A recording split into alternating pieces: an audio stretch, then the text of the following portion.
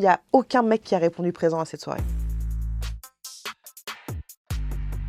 Moi, je suis sur les réseaux depuis 9 ans, un truc comme ça. J'avais un projet pendant un moment qui s'appelait Dans tes rêves, où l'idée c'était de réaliser un peu le rêve de mes abonnés. Sauf que ça marchait pas trop et ça me coûtait un peu de thunes. Et l'idée d'un podcast, c'est arrivé. Moi, ce que j'aime de plus en plus, c'est parler des choses dont on parle pas. Ou des sujets genre très, j'allais dire random, mais on n'en parle pas parce que justement c'est très classique. Le podcast, c'est ça en fait, c'est d'aborder des sujets tabous et je donne la parole à des gens pas connus. Quand j'arrive lors de l'entretien, je connais pas l'histoire de la personne pour justement laisser vraiment place à l'authenticité et que j'en apprenne autant que quand les auditeurs vont écouter. On a par exemple parlé d'acteurs porno, d'actrices porno, de gens qui sont sur OnlyFans, sur Mime, gens qui ont été en prison, qui sont addicts à des drogues. J'ai fait un épisode avec un jeune mec de à peine 20 ans qui avait déjà fait beaucoup de chirurgie esthétique parce qu'il se déteste. Je sentais une tristesse immense chez lui. Mais voilà, je crois qu'en fait, tous me touchent à leur manière en fait. En vrai, il n'y a aucun sujet que j'ai pas envie d'aborder.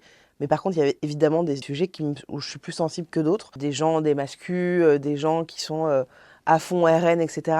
Je sais pas si je vais réussir à garder une distance suffisante. Le thème le 20 février, c'est l'argent dans le couple. Voilà, j'ai très envie de parler de ça parce que on va donner encore plus la parole aux gens. Je trouve que c'est un dos, en vrai, c'est un vrai sujet dont on parle pas trop. C'est très tabou. Parler d'argent, c'est très tabou.